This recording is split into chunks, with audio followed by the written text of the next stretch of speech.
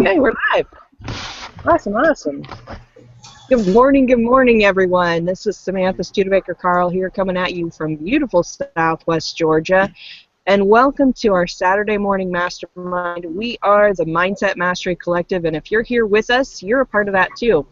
Go ahead and click, or not click, but go ahead and comment below the video here on the event page and let us know who you are, where you're hanging out from, and if you're looking forward to this interesting discussion on health and our minds and the power of the mind, and is mortality, is immortality, that's the word I was looking for, is it really possible? I think this is an interesting topic for us to talk about.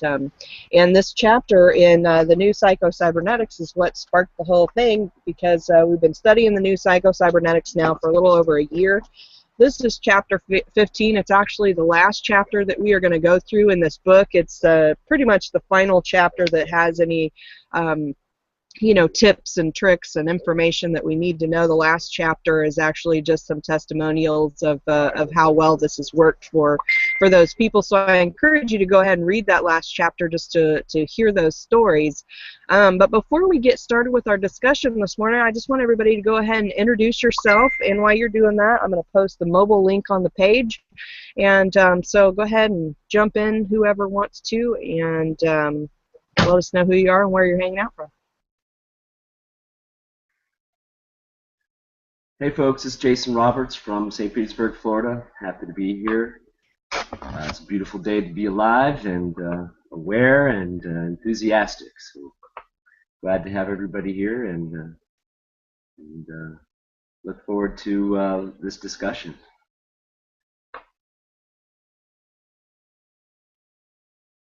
Good morning, everybody. My name's Dan Smith. I'm from Boise, Idaho, and apologize, I'm a little bit groggy this morning. Didn't get much sleep last night and actually got up a little bit late. So anyways, I think it's going to be a great day, though, and welcome to the call today, and hopefully we'll make some intelligent sense today.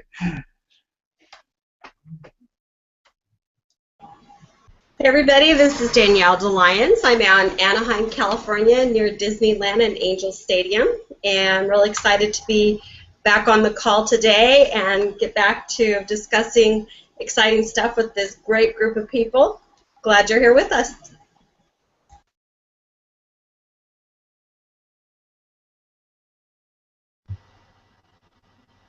Good morning. This is Sandy Root here in sunny Miami, and excited to be here as well. Also feeling a little groggy, but I think this conversation will enliven us today. Happy to be here.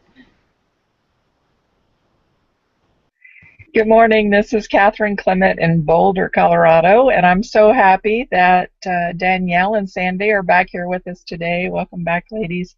And you guys have been traveling a lot, it seems. I know, Sandy, you were here last week still, but I was like still missing you or something, I don't know.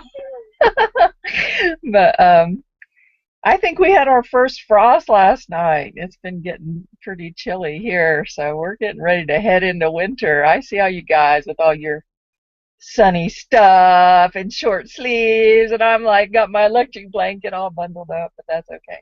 I love Colorado.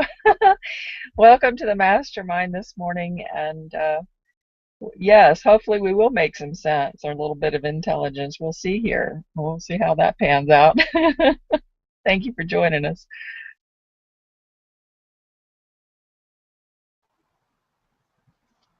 That was everybody, right? I think so. Oh, okay, so awesome, guys. So, okay, like I said, we're in chapter 15 of the new Psycho-Cybernetics, and this chapter says more years of life and more life in your years. And in the beginning of this chapter, it says, the search for the fountain of youth. Does every human being have a built-in fountain of youth? Can the success mechanism keep you going? Does the failure mechanism accelerate the aging process? And, at the beginning here, or the next section, it talks about how science is basically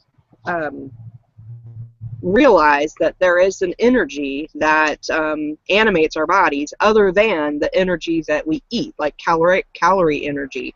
It's not the same thing. It's this energy inside of us that animates us. You know, some people would call it the soul, some people would call it the spirit. You know, I mean, everybody has their own definition of what it is that actually animates our body and creates this, you know, this consciousness inside of us. But the science has even determined that that truly is the force that heals our bodies. It's not medicine, it's not surgery, it's not all these things, although those things do add to it, and they do you know, help to improve it in some ways, and you know, and some drugs can actually stimulate that healing process. But it's actually that energy of this, what they call the adaption energy, that, or the life force, is what causes our bodies to actually take action and begin healing. You know, and it has a number of different stories in here about you know, the aging process, and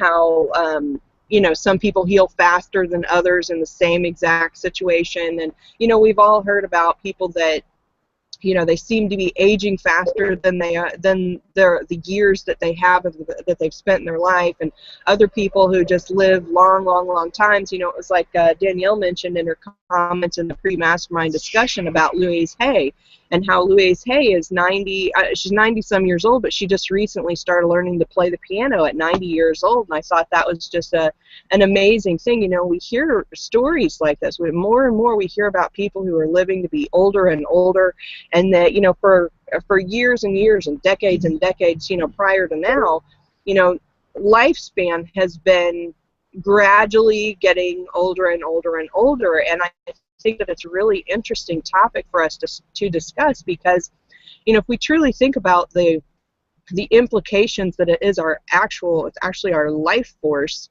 that promotes healing, and that the things that they develop in the science and medicine and all of that are only like helpers in that.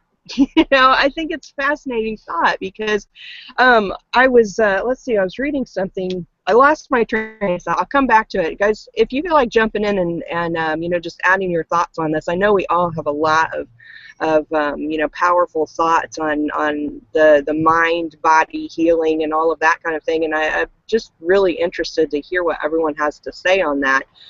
So who wants to jump out first?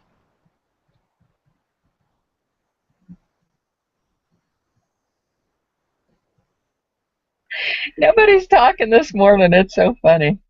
Who's jumping out?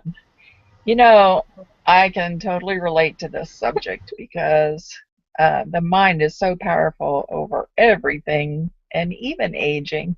But you know, I'm 50, so I've been, things have changed a lot in just that short period of time. I consider that a pretty short period of time, and things have really changed a lot, because when you look at, like when I was a kid, people that were 50 looked much different than people that are 50 today. Wouldn't you agree?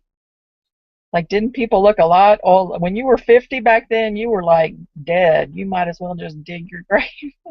And nowadays, you know, they say 50 is the new 30, and I tend to believe it. And I don't know if it's just because we're taking better care of ourselves, or we're learning how to manage ourselves energetically. That's what I think it has more to do with, actually, because there have always been people that did age really well, and then other people that didn't. But just the daily grind that all of us go through, regardless of what type of work we do, or you know, it doesn't really, I'm trying to say this in the right way. I was an RN for a long time, and I had to deal with a lot of stress during that time. And it would be interesting to see how I would deal with that same amount of stress now with the tools that I have in my toolbox. Because at the time, I don't think I dealt with it very well. I didn't have some of the skills that I have now. And I think it really takes a toll on your body. I don't think it's the amount of stress that you're under, but I think it's the way that you handle that stress, and how you relate to those situations, and how you work them out in your head. I think that's one of the reasons why I have some of the challenges that I do these days with my body and have had for years, because I stuffed a lot of emotions. And you know, physics tells us that we can't make energy, we can't, you know, get rid of it. We can't create it, we can't get rid of it. It's here, we can transmute it. So when we have all these thoughts and emotions that we're not dealing with on a constant basis, and especially if we're stuffing stress and emotions, I think that they do show up in the body, and or in other areas of our life, but in my case, in the body. And then it's quite a bit of work, as Danielle can relate. It's quite a bit of work to try to transmute that stuff around and get things working again. But this discussion, I mean, you all know people that are 97 that act like they're 20. You know, they just still have that spark. They still have that vibrance to them. And some of them might, you know, drink alcohol, smoke cigarettes all day long. It doesn't seem to matter some of the personal health habits as much as those of us try to get people to eat healthier diets and live healthier lifestyles. You know, I've seen people live to be the oldest that had some of the most what we would consider sketchy lifestyle habits. So what do you guys think about that? Would you agree?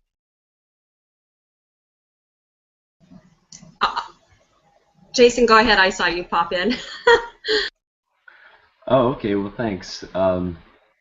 Yeah, you know, we can go in so many directions with this this chapter, and it just kind of occurred to me that really our, you know, our perception of this chapter and what we think about, you know, what ages us. You know, we have these basically two questions. You know, what ages us and what keeps us young, right?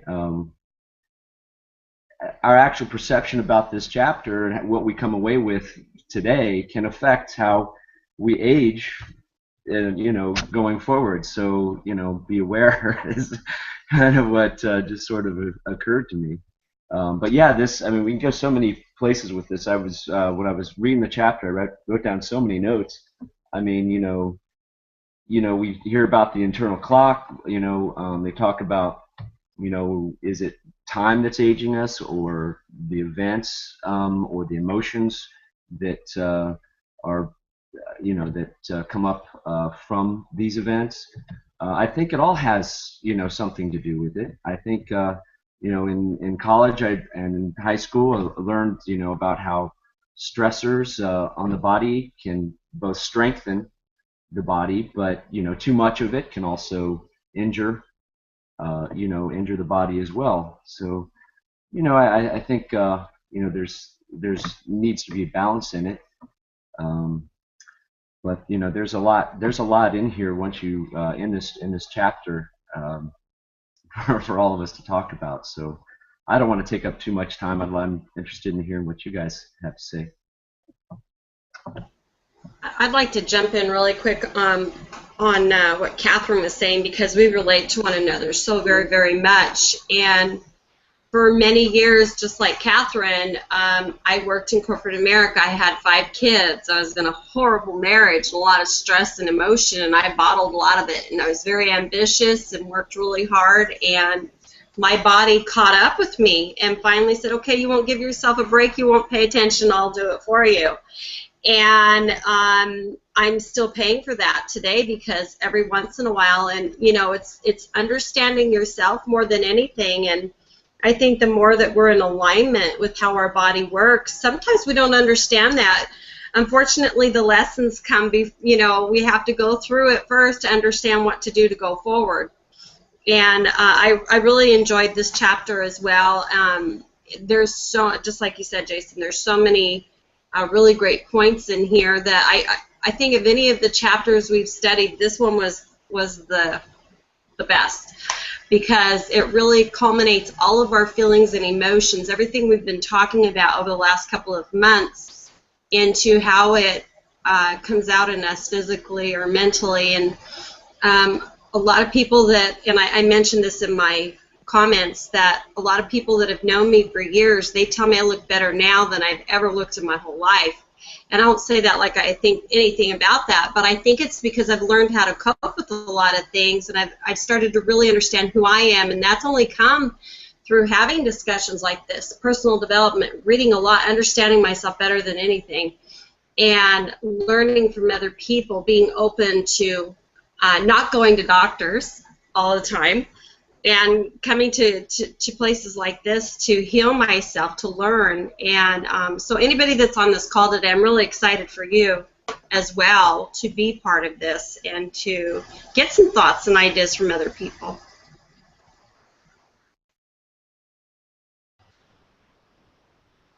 I'll hop out. Well, some things you were saying, Catherine, about like stress and how people handle it made me think of facial diagnosis, because when I was in school for acupuncture, I was really into facial rejuvenation acupuncture, and I really had a passion for reading people's faces and their diagnoses, and you could tell by, you know, certain wrinkles or lines on someone's face, like a trauma they had. You could tell what age they had it. So you can read all these things in people's faces, so it makes, you know, when I look at faces, I do tend to look at these things a lot and read them. And, you know, like you were saying about stress and how people handle it, you can totally tell on someone's face diagnosis how they deal with stress, you know, if there's just had a lifetime of sadness, a lot of anger, whatever it is. And, you know, I think it's things like this in personal development where we're able to, like you said, handle stress in a better way and not have all these lines on our faces. So that reminded me of facial diagnosis. And then, you know, all of this is also reminding me about self-healing, and ultimately how everything in our body, physically, emotionally, is ultimately we have to heal it ourselves. We may go to the doctor for guidance, or, you know, to try and heal something, and, you know, if we're not getting to the core of what we really need to heal, it comes back. Like I'm sure we've all heard of cases, you know, of, say, for example, cancers coming back in people where they, you know, it was gone because they haven't solved that core issue, that emotion or whatever it is that is at the core. And this has been on my mind a lot lately because I've been working with some back pain, and where my spine doesn't have the curves that it's supposed to. And going to the chiropractor made me super aware of how I was standing, how I was sitting completely improperly and misaligned. And so that helped me get on the path of healing it myself. And, you know, I go to the chiropractor, the acupuncture, the massage for guidance, just to feel how my body feels in those modalities and how I can heal it myself, but ultimately going to practitioners to guide us, but looking ultimately within to heal that. And then I think, you know, that comes into the aging process. Our beliefs and how we heal ourselves is going to affect how we are aging and how long we can live. So I think that's all up to us in the end. That's it for now. Oh, that's so true, Sandy. You know, that our beliefs have so much to do with it. You know, and in the beginning, or the second section in this chapter, it talks about, you know, it's talking about our success mechanism versus our failure mechanism. And of course, throughout this whole book, we've been learning about how when we can take our, you know, our personal beliefs, and we can take our, you know, our self-image, and we can decide on a goal of who we want to be and what we want to accomplish. And we have that goal out there in the future. If we believe that we can accomplish it, then that is what actually helps drive us along the right path to accomplish it.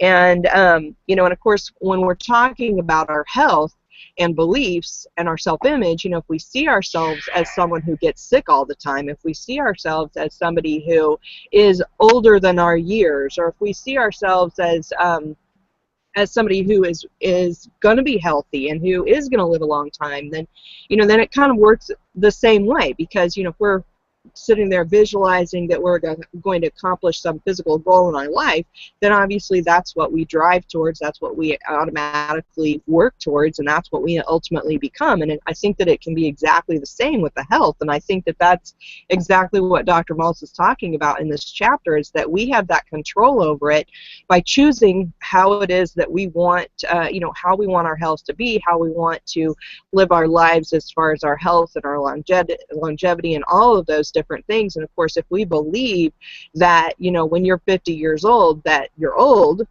then you're going to be old, you're going to look older, you're going to act older, you're going to be older, you're going to physically be, have the feelings of being older. But yet if you don't see 50 as old, and you see that as as not very old, you're still young, you still have half your life left to live, you're going to feel a lot younger. And I think that, like what you were saying, Sandy, that shows on our face, is that it's so much of what we believe.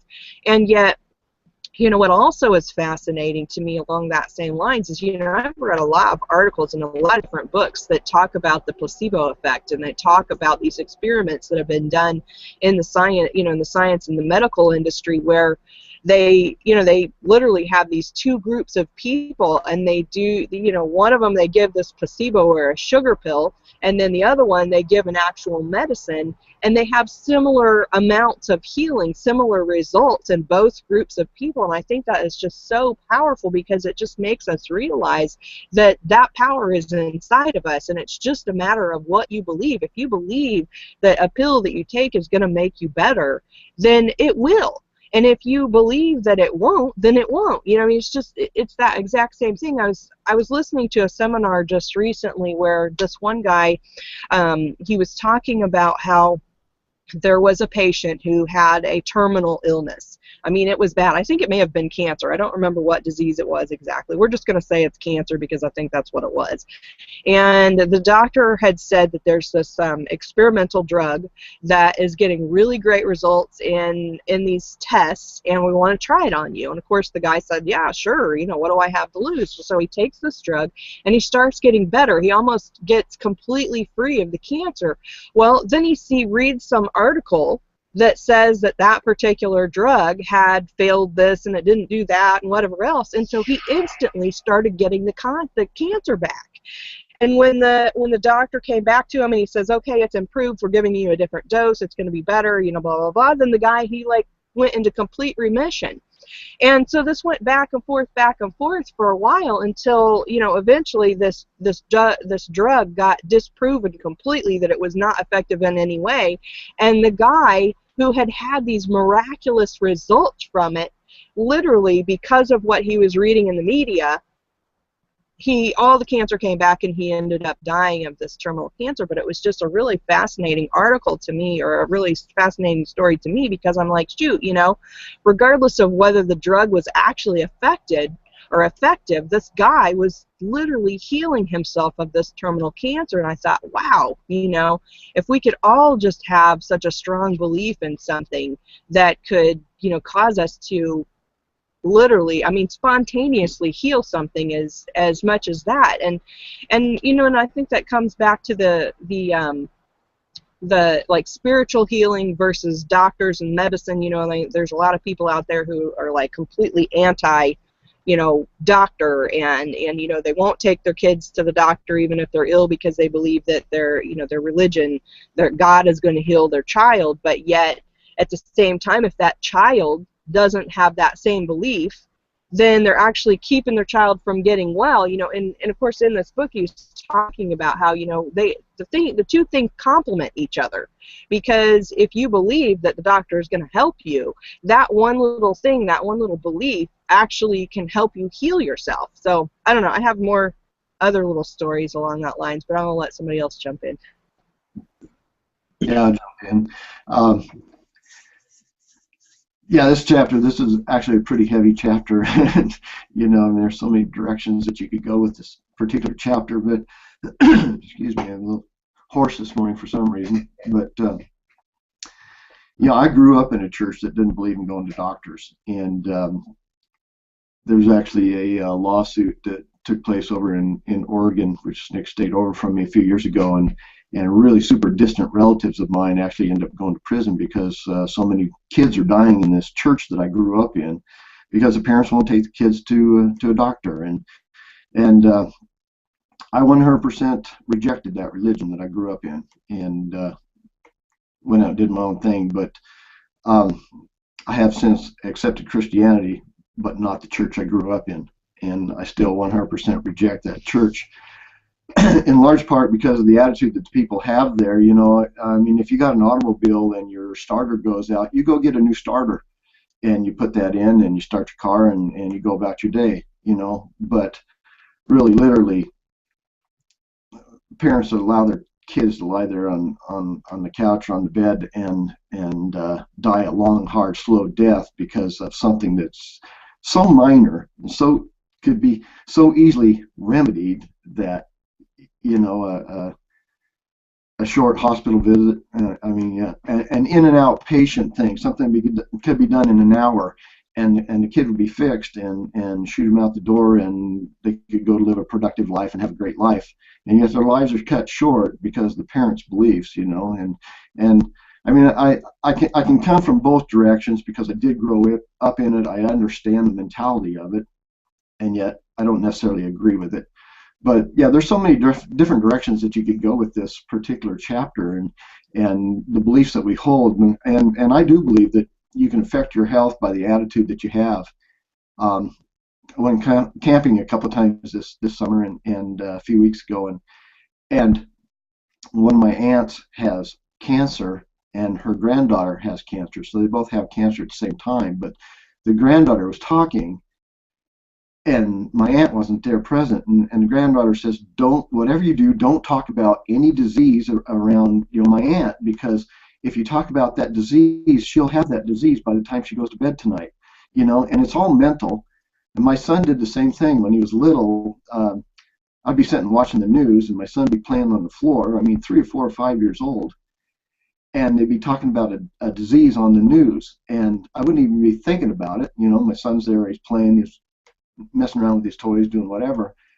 But 2 or 3 hours later, he would come crying because he thought he had that disease. You know, I mean, diarrhea. You know, they're talking about diarrhea on the news, and diarrhea starts with the word die, and so he thought he was going to die because he had diarrhea. You know, so it's all mental. It's all mental projection. But I do believe there's a force beyond that does govern our days, the amount of days that we have. But the days that you do have, you have a lot of control over the state of your body because of the way that you know, of the way that you do think. And you know, another example is my son that has had ulcers in the past because of worry, and he just worried about everything. It was in a constant state of worry, and so that pumps certain acids into your stomach that couldn't be there in that proportion, and they erode the lining of your stomach. So I believe 100% that we have the ability to govern, you know, a lot of the way that our lives are, just due to the way that we think. And I don't want to capitalize the whole call here, but I do have a really old Amway tape that this guy named Wayne Martin, and he was a dentist, and he gives an example on this tape about he'd had a denture patient, and as a guy, and the guy was always coming in complaining about his dentures, and they just didn't fit right. They hurt over here, they hurt over there, you know. And so finally, this guy Wayne Martin, he says, you know, I've had a belly full of this guy. And so he, the next time the guy came in, Wayne Martin, he took an old set of dentures that was a mistake that had in the lab there. And when the guy came in, he told the guy, he says, look, you're not going to believe this, but there's been a new system that's come out, and I have taken a model of your old dentures, and I've made a new model, and I want you to give me your dentures. So the guy, you know, spits them out, gives them to him, and he's got them in his hand. Well, he takes the old dentures, and he throws them on the floor, and he stomps on them, and he busts them in 4 or 5 pieces. And he says, now here, take this new model, stick them in your mouth, and I think you're going to like them. And so the guy sticks them back in his mouth, kind of wiggles his jaw, and he says, does feel better, you know. And the guy disappeared, and he never seen him again. He didn't change the dentures. All he did was he changed the attitude that the guy had about the dentures that he already had. And it's yeah, we have a lot of control over the way that we live our lives, the health that we have, and just the vitality that we have, just due to the way that we choose to think, and thinking good thoughts, and opposed to thinking bad thoughts. So I'll turn it over to somebody else.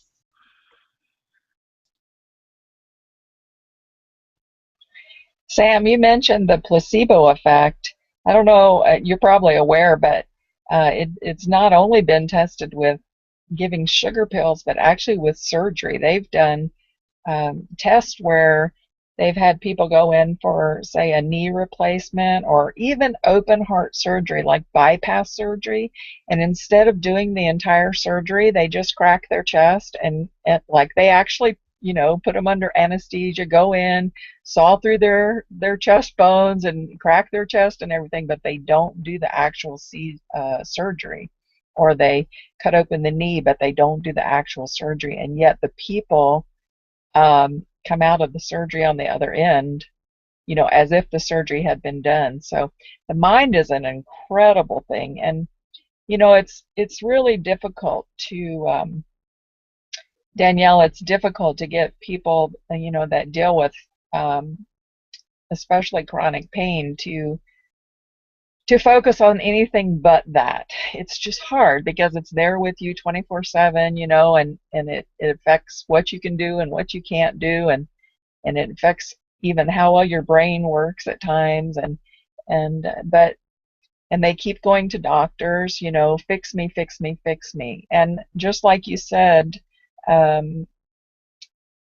you see, Sam, you see people with these catastrophic diseases like cancer, and then somehow they manage, to get through that, and then shortly after that they get diagnosed with some other sort of catastrophic disease, and it's because the emotions and the mind patterns of focusing on a symptom, and then that makes that symptom more prominent in your life. I don't know how else to say it, but I can tell you that you just have to focus on what you want, not what you don't want. I mean, it still comes back to that, right? As complicated as it may sound, it still comes back to that very simple thing: focus on what you want and not what you don't want. If you keep going to doctor after doctor and let them do procedure after procedure, you're just re-injuring your body over and over and giving it more to deal with, and it's more emotional trauma as well, and you just get into this really nasty spiral. I remember once, I think my son was about, oh my goodness, I don't even think he was 6. He was less than 6, maybe 4 or something. And my kids had a big wheel. I don't know if you guys remember big wheels. And my daughter was riding the big wheel. It was a nice sunny day, and my son had on his just a pair of shorts and no shirt or anything. And he was pushing her from behind. Well, she got going good. She got some traction and got going good, and he didn't let go. So she was dragging him, and he had this huge scrape, and he was all scraped up on his thighs, the top of his thighs and his belly. And oh my gosh, he was just carrying on, and I picked him up and carried him inside and put him on the couch, and I went over and I grabbed I think it was a quartz crystal off my shelf, and I put the quartz crystal on his tummy, and I told him it was a healing stone, and all he had to do was focus on that stone, and that it would just magically heal him. And sure enough, just a minute or two later he was fine. So it's really, our minds are just so powerful, and when you especially in a situation like chronic pain, when you cannot control the situation, you have to control how you cope with the situation. You have to flip it in your mind somehow. You have to turn it and see the benefits of it. And there is benefits to everything. We might think there's not, but there's benefits to everything. Even all the horrible stuff we've been through, we have learned something from that situation, or gained some sort of skill or personality trait from that. So you really, if you can't change a situation, you better change the way you look at it so that it's not stressing you out, because we can see how these patterns, and it is the pattern that you have to break through mindset work like this. That's why we come on here and talk about these things and learn how to do self-talk and some of these other tools that we use to break those mind patterns and get them on the things that we want to create. Oh, hush. Yeah, Catherine, I wanted to add to that. You know, the mind is powerful. I mean, we've been talking with some of my other. I've been talking with some of my mastermind groups about directing the mind, and how important it is to be able to concentrate, not just to have the beliefs, but then also to spend the time to really focus and concentrate, and how well I've made some realizations of how I've really have I lack the ability to concentrate in so many ways. You know, there's so many distractions out there, and I'm just like, you know, I'm like a dog chasing a squirrel, or you know, any little thing sometimes. And I've started to do some exercises that would help me concentrate, and I think I've seen some progress with that. But I believe with this chapter that the concentration of our thoughts on like a specific ailment. I've heard of people actually meditating on, say, like a wart and making it go away in their mind and having it go away, or you know, some other physical ailments. And I believe in that. I believe that can work to an extent. But I also want to move on to a little bit. They talked about you know, psychological and physiological, the differences between us aging either physiologically or psychologically, and you know, how the difference between good and bad energy. And I had a note. I just wanted to, you know, I was talking about earlier about the balance, and and in the chapters they were talking about inserting a tube, and how in the body, and seeing growth of new cells, but that they would die off unless unless the waste was cleaned out. I thought that was a really good example for our own overall well-being, not only you know, physiologically, but also psychologically. We need to fill up with the good energy and get rid of the bad energy. And you know, how do we do that? I believe, and you know, we fill up with good energy by you know, rejuvenating activities, things that might, you know, we probably all have our own ways of doing that thing, doing things that make us feel good, and then also in getting rid of the waste and getting rid of the bad energy. I used to, you know, work out, lift weights, do sports, and get rid of my, you know, bad energy, or at least my physical bad energy, through exertion. But I think also we can get rid of our psychological waste through expression, whether it's you know, just expressing ourselves through, you know, creative like arts and things like that, or you know, sometimes just having a conversation with someone, maybe getting something off our chest. You know, because I know that makes me feel. I actually feel a physical effect when that happens. That not only emotional but physical. That you know, when I come to terms with something, with an issue with somebody, and we've talked it through, and it's like a weight off your shoulders. I just thought that might be a good example of that, and I just wanted to bring the idea about with the physiological and psychological of, you know, recharging our vitality, as well as cleansing ourselves. I think that's both those processes are very important, and they brought that up in the chapter. So I just wanted to highlight that for a moment. So that's all I wanted to say. I really like that point, about really talking things out with others, because I've noticed that that's been a huge part of me helping myself. Is, as a child, again, I was shy, and I always held my feelings in. I didn't really express what was going on inside. And when we do that, we are seeing things in our own perspective, and we keep repeating that pattern of however we're seeing it. And when we share what's going on with somebody else, they can share their perspective, and it can change in a second, like, oh, yeah, I didn't think to see it that way or this way. And, it just always, in that case, I found if I'm sharing what's going on inside, that I always feel so much better, like this huge weight came off of me. So I love that you brought that up. That was a good point. Thanks. That was a good point, Jason. And I believe in the power of forgiveness, and when you talk about cleansing and cleansing out the toxins, carrying a grudge, carrying anger or hatred against other people, that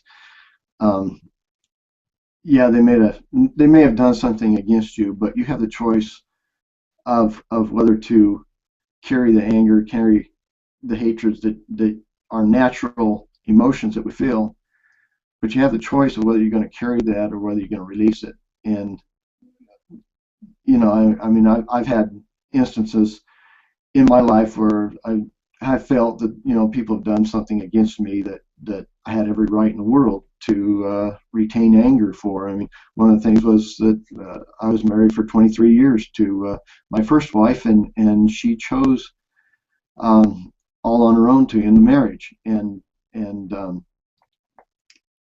for the first couple of years, I had a tremendous amount of anger. I mean, that's just a normal emotion that we have. But over time, I had to make a conscious choice to forgive her for ending the marriage and for bailing out. And over a period of time, I would make that decision to forgive her. The anger would creep back, but I kept having over and over and over to say no. I made the choice. I released that, and I forgive her. And I mean, today I don't feel any anger, any ill will towards her whatsoever. But that was over a period of time. But I could have held on to that, and it's been 16 years ago since that happened. And today, 16 years later, I could still be harboring all this anger and really harsh feelings towards her, and I really don't feel that anymore. And that was a choice that I made. It was a conscious decision that I made, and it took time. And all healing takes time, but we have that choice. And so to me, releasing a toxin out of my own body was to make the choice to forgive somebody else for some kind of wrong that I felt that they did towards me. I'll turn it over to somebody else. I thought that was a good thing to bring up, Jason. I really liked that section where it was talking about the cells that they were growing and how, if they kept they wash them and cleanse them of the excess waste and that sort of thing, that they literally lived indefinitely. And and that was kind of what sparked me to name our event today, is immortality possible?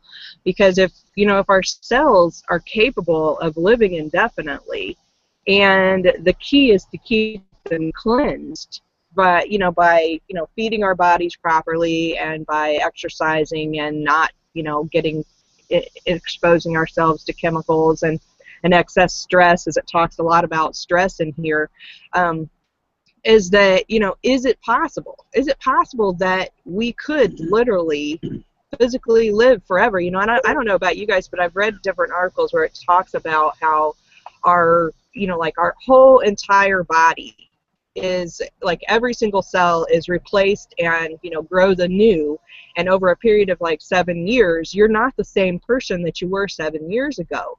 And if every, you know, if every single cell is replaced and it's a brand new cell, then what is it really that causes us to age? You know, because I wouldn't think that it would be the cells. It would be that energy, that life force that animates the body that causes us to go one direction or another, where it, you know, if our beliefs about aging, we only age because we think we're going to age, or if we only get sick because we think we're going to get sick, if we only, you know, develop disease because we think we're going to get diseases, then, you know, what can we do to change that? And I think that, you know, with us talking about, you know, and Jason was talking about cleansing our energy, and we all talk about, you know, our emotional states, and we've talked about, you know, coming up with, you know, having goals and deciding who we want to be and who we want to be in our lives. And if all of those things are all contributing factors, that, you know, how old can we live? You know, that's a good question in and of itself. And of course, we already know that as time has gone by, is that every generation, on average, tends to live a little bit longer. And of course, you know, a lot of people attribute that to the medical industry and the advances that there are. But yet, at the same time, this whole chapter questions, is that really what is causing the advance in our ability to live longer? Or is it that life force inside of us? Is it because we are being able to, over time, set aside those beliefs that we've been programmed to think, all of these, you know, generation after generation, and more we're becoming more enlightened. We're realizing that there are other energies and other methods of healing other than just physical, medical kind of treatments and whatnot. So I think it's just a really fascinating thought to let yourself just kind of absorb and be like, okay, well, if this is a possibility, what does that open up for me in terms of my life and my health and my everything, you know? And I know what it's like, guys. I know that Catherine and Danielle, I know you guys both are fighting with this pain, and of course I've not had, you know, extreme pain over my life, but I have other little things. Like I have this skin ailment on my feet that I have been fighting for years, and I'm looking at it going, okay, I've got to overcome this, because I know there's something in my head, you know, some sort of something that I'm manifesting that's causing this. And I mean, it's something so simple. I ought to just be able to just let it go, but for whatever reason, it's dug in deep, and I haven't figured out what it is yet, but I know that I will be able to. And I've been able to do little things that, well, I mean, I don't know, I guess I wouldn't say little things, because there's, you know, it's like I had this lump once, you know, it's a number of years ago. I had it in like the side of my neck, and I felt it, and I found it, and I was like, oh crap, what the heck is this? I don't even want to know, you know. And so I started visualizing it dissolving and disappearing, and it did, it went away. And yet, you know, like I said, you know, I have this thing with my feet that I can't, I can't overcome it for some reason, you know. But then I recently, it was like on the 4th of July, I sprained my ankle really severely, or it felt like it was very severe compared to when I had previously sprained my other ankle a couple years ago.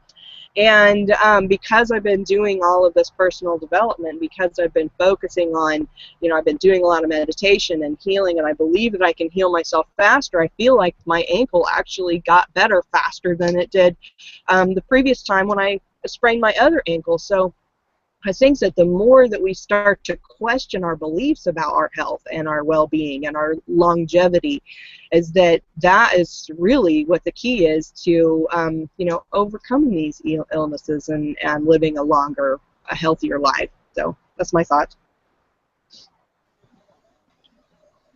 Yeah, I can relate to what you're saying, because this chapter actually just recently I had not had any problems for quite a while, and all of a sudden they reappeared, and pretty bad. And I'm, you know, it was helping me to go back to find the source of what's causing that to happen. And sometimes we need reminders so that we become more aware. I've done all kinds of natural healing. I love what Sandy was saying about the face and seeing things in people. I'm a very visual person. I pick up on things very quickly with other people. but sometimes we forget to take a look at ourselves and see where we need to fix ourselves and trying to get to the source of that. And Jason brought up, you know, about recharging our vitality and concentration, and I think meditation helps us to do that. People that practice yoga and certain other techniques, they seem to be very, very healthy and at peace, and their yin and yang is in place, so to speak. And a lot of times we become off kilter. We get so busy with family and life and business and work and all the other areas of life that we don't stop and take care of ourselves. And we only have our own body to live in. It's our temple.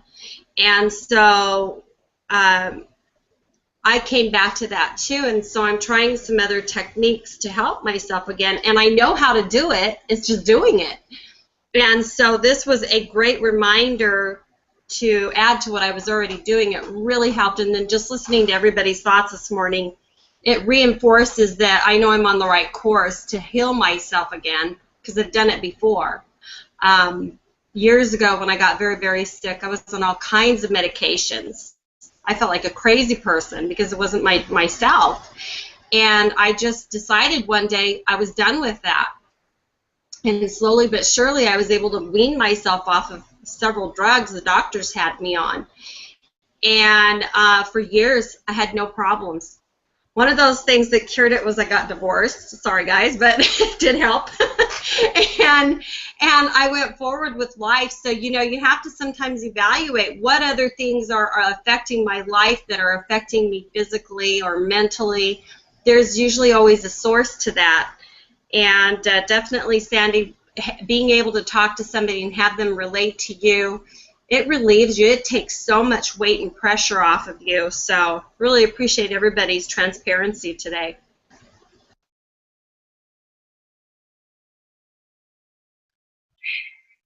Well, I know I'm talking a lot today, but I just want to bring up a little, and I've said this before, but I'll just remind people.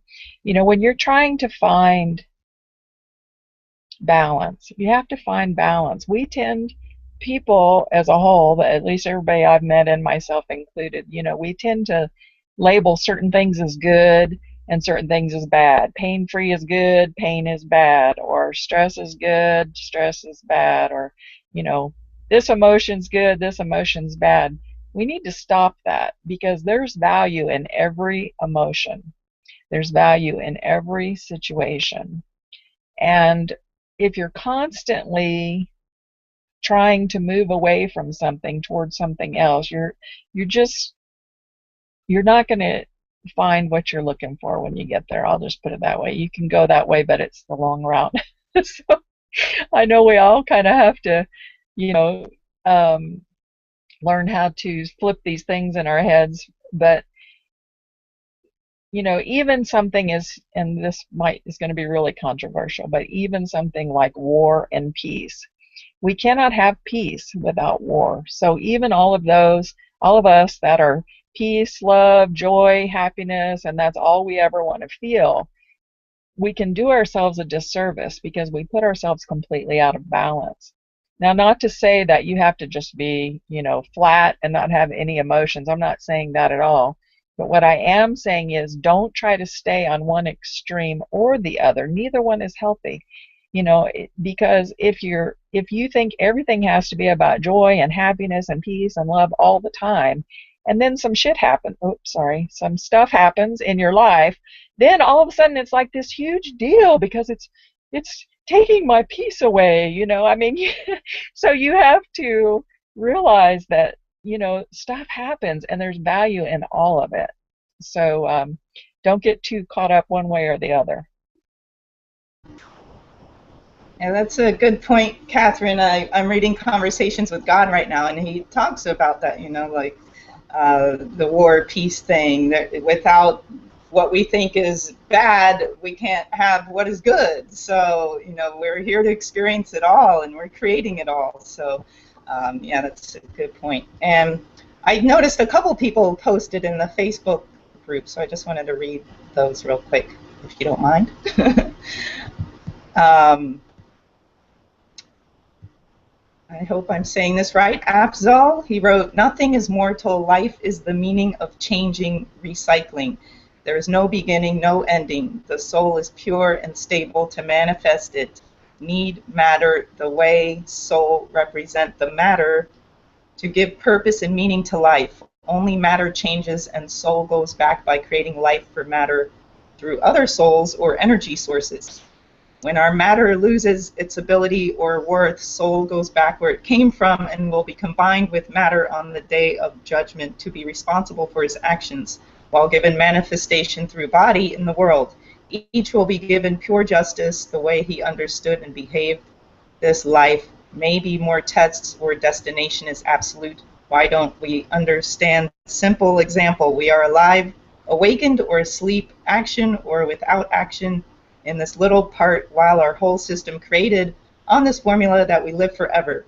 Comments by Farmer, me with imperfect English to explain what I meant. I hope everyone try to understand my point of view by deep thinking.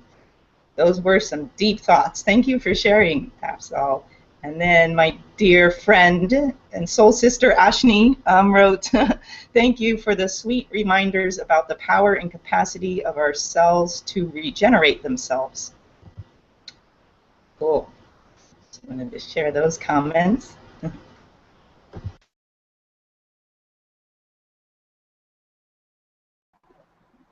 Those are some really good points.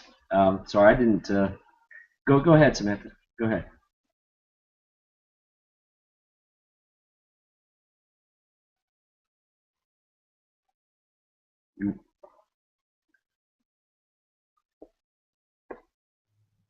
I'll just go ahead here. I was just going to bring up how he talks about overbeliefs, or and I also liked about I liked what you were saying, Catherine, about the value in everything, and really how it depends on just how we look at things, and how we look at this is really kind of dictates where we go with it.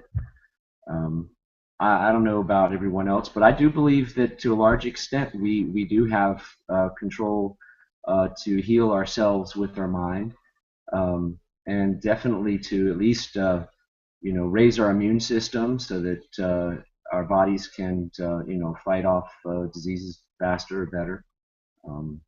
The mind is really powerful, so I encourage everyone to keep studying this, and keep striving to get better at your concentration, and stay positive, because I do believe that does have a large effect on our well-being, and our intentions, and what we decide to what actions we decide to take, and gosh, it's just that determines how our life unfolds to a large degree. So stay positive, and keep it up. I'm really enjoying these discussions, guys. I'll jump in here and kind of go to the end of the chapter here. It says, the best self-image of all. It says, finally, let us not limit our acceptance of life by our own feelings of unworthiness. God has offered us forgiveness and peace of mind and happiness that come from self-acceptance. It is an insult to our Creator to turn our backs on these gifts, or to say that His creation, humanity, is so unclean that He is not worthy of importance or capable. The most adequate and realistic self-image of all is to conceive of yourself as being made in the image of God. You cannot believe yourself, excuse me, you cannot believe yourself the image of God deeply and sincerely with full conviction and not receive a new strength or source of strength and power, says Dr. Frank G. Slaughter. The ideas and the exercise in this book have helped many of my patients get more living out of life. It is my hope that, and my belief that they will do the same for you. And I'm a Christian. I don't hide it. I talk about it very freely. And I do believe that we're made in the image of God. So I believe that there are circumstances outside of our control of the length of our days. I believe that our lives lie within God's hands. Okay, and I make no apology for that. But I believe that the lives that we do live here on this earth while we're here are in large part due to the attitude that we take about life. And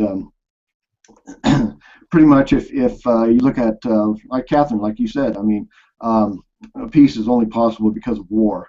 And the way that we view things that happen to us, we can look at it as a terrible, awful thing, and it's going to ruin our whole entire life, or we can look at it as, what kind of a life lesson can I take from this?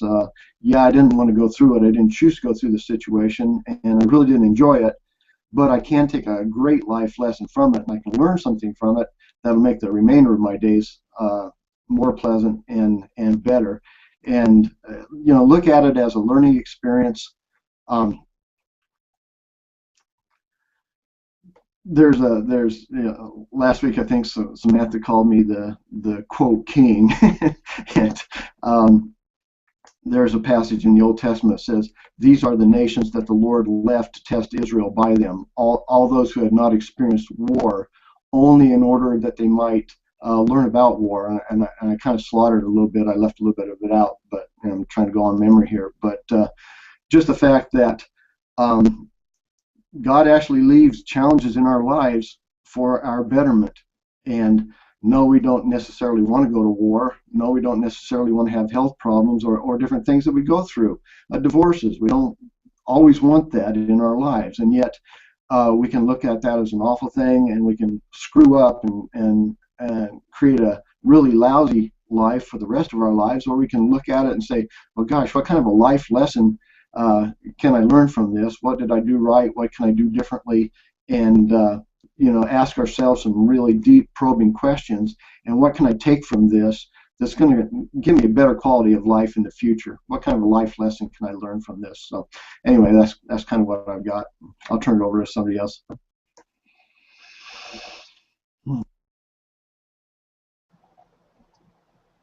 Anybody else want to add anything before we wrap up?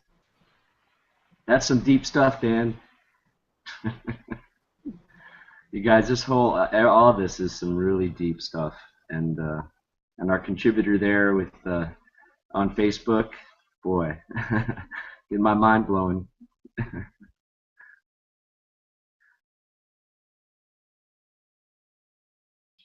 Sometimes we need our minds blown, Jason.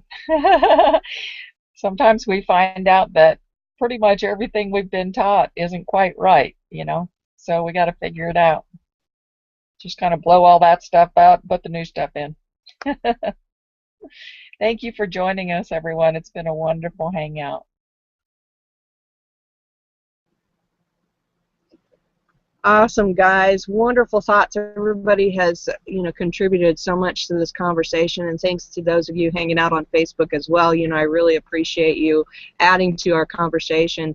And I just want to say, you know, kind of one thing here at the end is just to realize the power that you have inside of yourself, and that, you know, it's completely up to you what you do with this knowledge and with what we learn every day, and the more and more advances in the knowing of, you know, what we're made of, and in physical science as well as metaphysical and all of those different things, is to realize that we don't know everything, and that by learning more and discovering different methods, and I think that we've all kind of touched a little bit on bringing all those things together that we learn and implementing what works and what helps, and that not to rule anything out, but yet, you know, don't focus only on one thing. Is to allow all those things come together and make it possible for us to do, you know, to be healthy, to live a long life, to accomplish all the great things that we want in our lives. And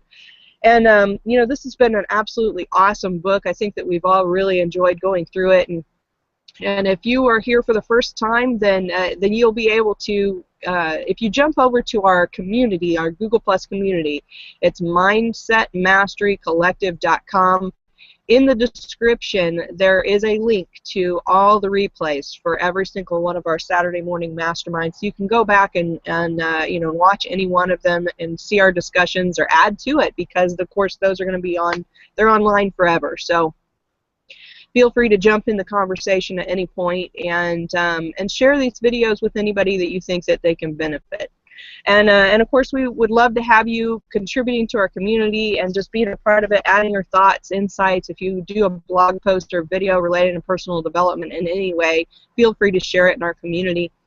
This is, we're going to take a break for a couple of weeks before we get back into our Saturday Mastermind. We're going to start with a new book. We haven't decided what that is just yet. So if you have a suggestion, feel free to post it in our community, which is, again, it's mindsetmasterycollective.com. Otherwise, we will see you here again on October 4th, the Saturday morning mastermind.com. And thank you so much for hanging out with us. We really enjoyed having you, and thank you to everybody on the panel. I look forward to starting a new book with everybody, and that's it for now. And Saturday Morning Mastermind signing off. We'll see you in October. Bye, guys. So long.